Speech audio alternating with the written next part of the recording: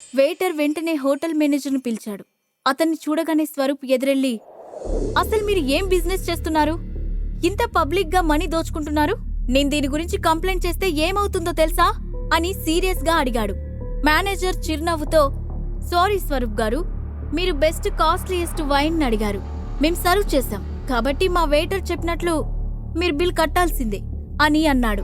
అది వినగానే ఆవేశం పట్టలేకపోయిన స్వరూప్ మేనేజర్ కాలర్ పట్టుకుని, మీ నాటకాలు నా దగ్గర కాదు అని అంటూ ఉండగానే, ఇక్కడేం జరుగుతుంది? నా హోటల్లో న్యూసెన్స్ చేసే ధైర్యం ఎవరికుంది అంటూ ఒక గంభీరమైన గొంతు వినిపించింది.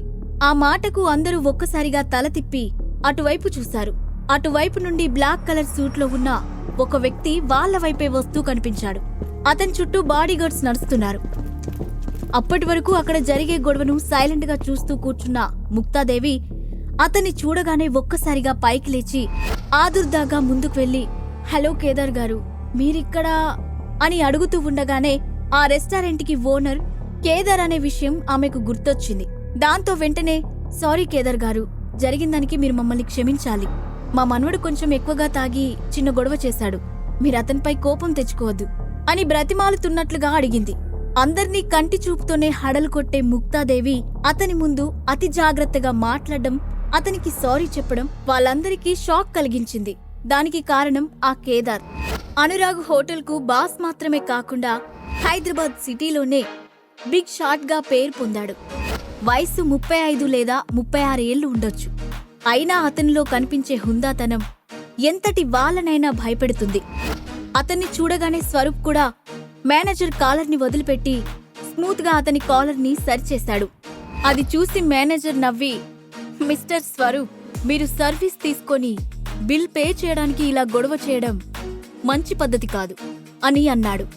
స్వరూప్ వెంటనే నుదుటిపైన పట్టిన చెమటను తుడుచుకుంటూ, నేను బిల్ పే చేయనని చెప్పలేదు, తప్పకుండా పే చేస్తాను అంటూ భయం నిండిన చూపుతో ఓరకంట ముక్తాదేవి వైపు చూశాడు. అతని ముఖం చూడగానే ముక్తాదేవి పరిస్థితి అర్థం చేసుకుంది. వెంటనే ఆమె కేదార్ వైపు చూసి బలవంతంగా నవ్వి, 10 నిమిషాలు టైం ఇవ్వండి కేదార్ గారు, మీ బిల్ ఇప్పుడే సెటిల్ అవుతుంది అని చెప్పి హడావిడిగా డైనింగ్ టేబుల్ దగ్గరికి వచ్చి, అఖిల, ఈ టైంలో మనం మన ఫ్యామిలీ పరువు కాపాడుకోవాలి. మన ఫ్యామిలీలో స్వరూప్ తర్వాత అఖిల సొల్యూషన్స్ మాత్రమే టాప్ ప్లేస్లో ఉంది. కాబట్టి నువ్వు 3 కోట్లు అరేంజ్ చేయి. నేను ₹1 కోటి ఇస్తాను. స్వరూప్ దగ్గర ఉన్నదానితో కలిపి మనం బిల్ సెటిల్ చేయొచ్చు అని ఆర్డర్ వేసినట్లుగా చెప్పింది. ఆ మాట వినగానే అఖిల ముఖం మాడిపోయింది. ప్రస్తుతం ఆమె దగ్గర అంత డబ్బు లేదు. తానే సాగర్ ఇచ్చిన డబ్బుతో కంపెనీని గట్టెక్కించాలని ప్రయత్నిస్తుంది. నిజానికి 3 కోట్లు పెద్ద విషయం కానప్పటికీ ఈ టైంలో అంత డబ్బు ఆమెకు తలకు మించిన భారమే అవుతుంది. అందుకే అఖిల ఏం సమాధానం చెప్పకుండా సైలెంట్గా ఉంది. అది గమనించిన స్వరూప్ ముఖం చిట్లిస్తూ, అఖిల, నీ ఫేస్ ఎందుకలా డల్లైంది? కనీసం నువ్వు ఈ ఫ్యామిలీ కోసం 3 కోట్లు కూడా ఇవ్వలేవా అని హక్కుగా అడిగాడు.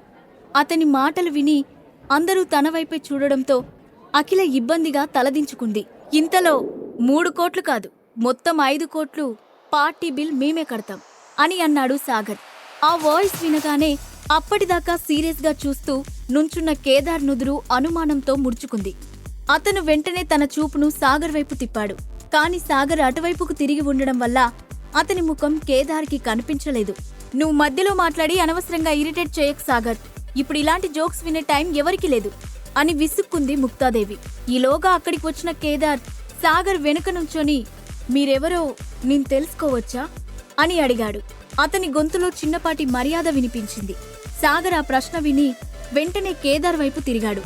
అతన్ని చూడగానే కేదార్ ముఖంలో ఒక్కసారిగా విపరీతమైన ఆనందం, ఉత్సాహం కనిపించాయి.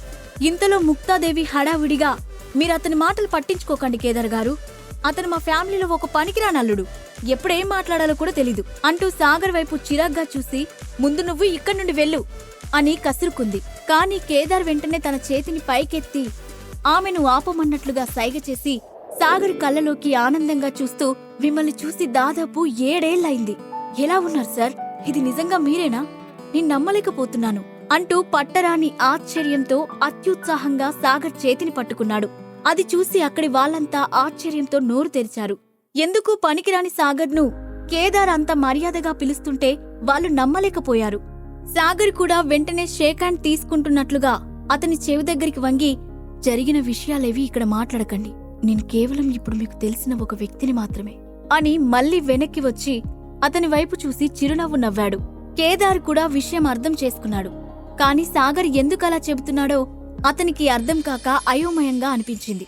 నిజానికి కొన్ని సంవత్సరాల క్రితం కేదార్ ఆంధ్ర ఏరియాలో ఒక పేరు మోసిన గ్యాంగ్స్టర్.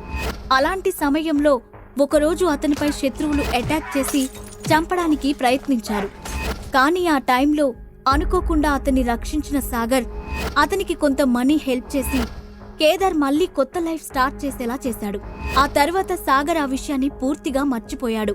కానీ సాగర్ ఇచ్చిన డబ్బుతో బిజినెస్ స్టార్ట్ చేసిన కేదార్ అంచెలంచెలుగా ఎదిగి ఇప్పుడు 2 రాష్ట్రాల్లో పెద్ద బిజినెస్ మ్యాన్ గా పేరు సంపాదించాడు. ఈరోజు అనుకోకుండా ఇద్దరు ఎదురుపడటంతో కేదార్కి ఆనందంగా, సాగర్కు ఆశ్చర్యంగా అనిపించింది. సాగర్ కళ్లతోనే హెచ్చరించడంతో కేదార్ తన ఎగ్జైట్మెంట్ ని కంట్రోల్ చేసుకున్నాడు. కానీ అప్పటికే అక్కడున్న అందరిలోనూ అనుమానాలు మొదలయ్యాయి. బిజినెస్ టైకూన్ కేదార్కి సాగర్కి ఎలా పరిచయమో వాళ్లకు అర్థం కాలేదు.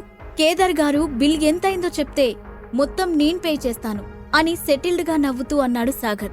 ఇది మీ పార్టీ అంటే మా సొంత పార్టీ లాంటిది, దీనికి మీరు బిల్ పే చేయడమేంటి సార్ అని కేదార్ అంటూ ఉండగానే అతన్ని అలర్ట్ చేస్తూ సాగర్ చిన్నగా గొంతు సవరించుకుంటూ శబ్దం చేశాడు. ఇంతలో సాగర్ పక్కనే ఉన్న అఖిల అతని షర్ట్ పట్టుకొని లాగి అస్సలిక్కడేం జరుగుతుంది అని అడిగింది. అఖిల ప్రశ్నకు సాగర్ ఏం సమాధానం చెప్పబోతున్నాడు?